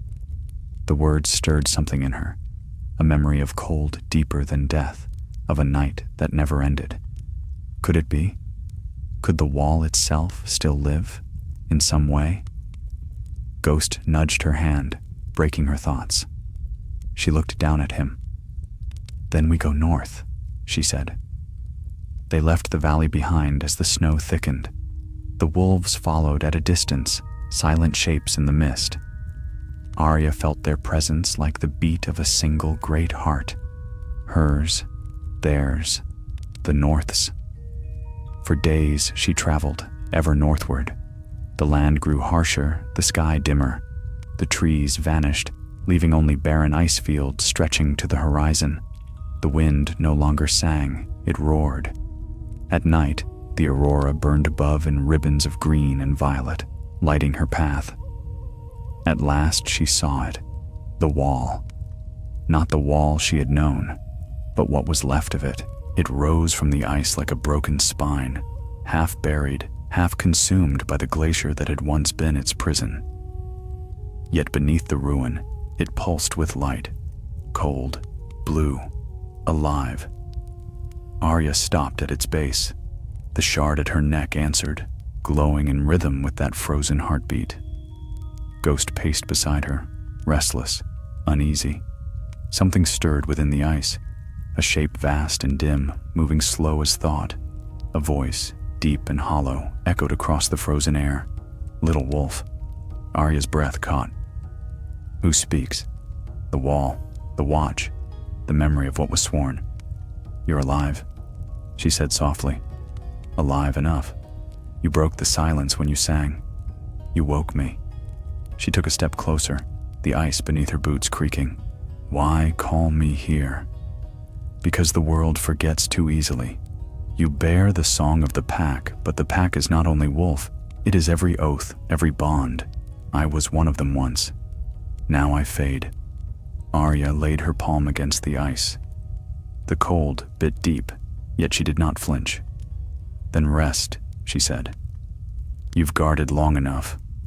"I cannot rest while the song endures," the wall replied. "End it, and I will sleep." She hesitated. End the song. It was her life now, her bond to the wolves, to the north itself. To end it would be to sever that connection forever. "I can't," she whispered. "Then I will endure, as will you." The light within the ice dimmed, slow and steady. Arya stepped back. The shard at her neck cooled, its glow fading to silver. Ghost pressed against her leg, his warmth grounding her once more. She turned from the wall, the storm rising around them. The snow fell thick and heavy, but she felt no weight from it. The world behind her slept, and the world ahead waited. Arya Stark, wolf, wanderer, watcher, walked into the white once more, her shadow merging with ghosts, her song carrying through the storm like the whisper of a name that would never be forgotten. The pack endured, and so did she. The wind howled through the ruins of the world, a dirge older than any song ever sung by man or wolf. Arya walked at its center, a small dark shape against the endless white. Her cloak whipped behind her like a banner of shadow, and Ghost moved beside her, silent, steady, his fur gleaming pale as moonlight. The cold did not bite her anymore. It had become part of her, as much as breath or blood. Behind them lay the wall, fading into the storm. Ahead stretched the great nothing, the lands beyond even the maps of the old world, a place no one had ever returned from. Yet Arya knew the road. She could feel it beneath her feet, a rhythm pulsing faintly in the frozen ground, guiding her forward. It was the pulse of the north, of the song she carried now in her bones. The wind spoke in voices. Sometimes she heard her father's calm tone, other times Bran's quiet knowing, or Jon's steadfast warmth. The dead were not gone. They lingered here, in the bones of the world, in the snow that fell ceaselessly from the sky. Days passed, though the sun never showed. She followed the glimmer of light that rose sometimes on the horizon, faint, cold, always just out of reach. Ghost hunted when hunger came, returning with snow hare or fox. Together, they moved through desolation, through valleys of ice and mountains of glass, until one morning, the earth changed. The snow beneath her boots grew thin, revealing black stone, smooth and warm to the touch. The air grew heavy, humming faintly, and the clouds above began to glow with crimson light. Ghost growled low, his fur bristling. Arya knelt, pressing a hand to the stone. It thrummed beneath her fingers, alive with a steady heartbeat. Not the heartbeat of the land this time, but something older. Then she saw it, the red glow deep below, seeping through cracks in the ground. The light of fire. The song within her stirred. The warmth that spread through her chest was not comfort, but warning. She rose slowly, eyes fixed ahead. The black stone sloped downward into a vast chasm where the light pulsed stronger. From within that chasm came a faint, rhythmic sound, a breathing, slow and deep. Ghost growled again. Arya laid a hand on his neck. "I know," she whispered. "I feel it too." They descended. The air grew hotter with each step until the frost melted from her hair and the snow hissed against the ground. The glow grew stronger, revealing the walls of the pit, carved smooth, etched with spirals and runes that writhed faintly as she passed. At the pit's heart lay a great fissure, wide as a river. From it rose a faint mist that shimmered with color, gold, red, blue, shifting like the veins of flame. Beneath that mist, something moved. It was not a beast, not holy. It had no form she could name, only motion and sound like the echo of fire itself. Each pulse of its breath shook the air. Arya stood at the edge and whispered, "What are you?" The mist stirred, and a voice answered, not aloud, but in her mind, vast and slow. "You know me, wolf of the last song. I am the first flame, the hunger that slept beneath the ice. The world sang me to sleep when it forgot my name, but you have woken me again." She felt her heart pound. "You're the hunger," she said, "the one the keeper warned me of." "Hunger is only balance," the voice said. "Where there is life, there must be fire. Where there is memory, there must be forgetting. You have carried the song too long. The world must forget again, or it will burn." Arya shook her head. "No, I've seen what forgetting brings: ruin, war, blood without meaning. I won't let it start again." The fire's light flared, searing her eyes. "You cannot stop the turning, little wolf. The pack hunts, then sleeps, then hungers again. All things end." She reached for the shard at her neck. It glowed faintly, answering the flame's call, but she gripped it tight. "Maybe," she said, "but not today." The flame shifted, gathering shape.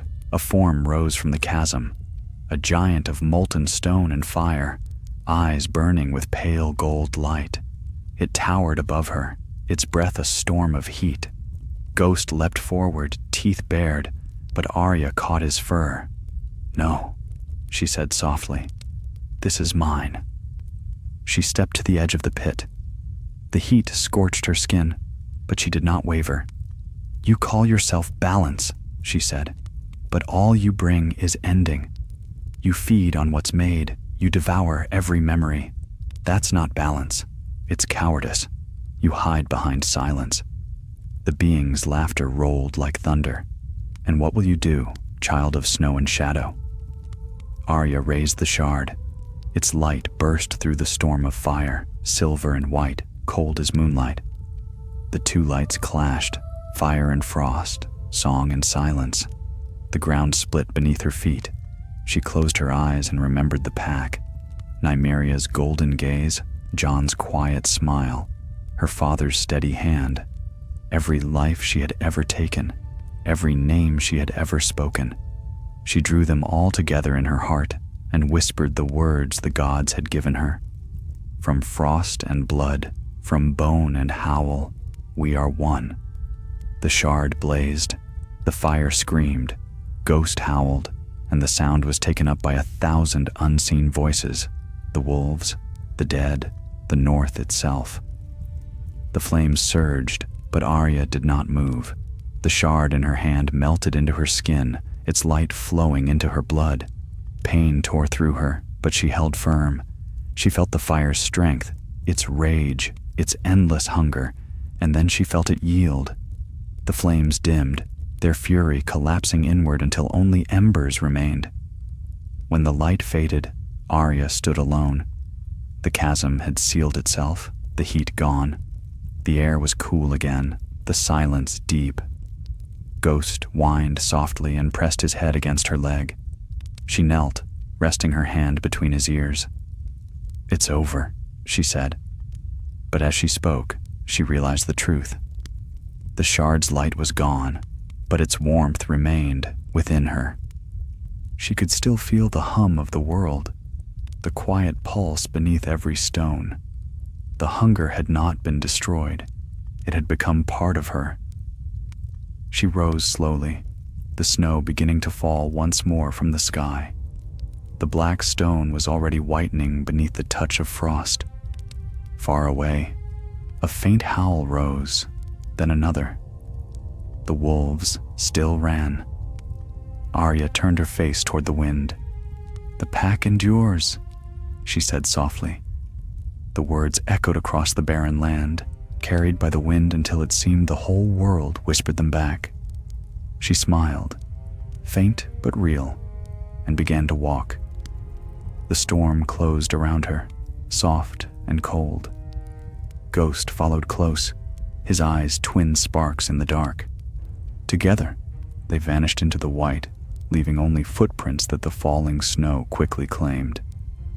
And though no one would ever find her trail, and no songs would ever be sung of her deeds, the world itself would remember.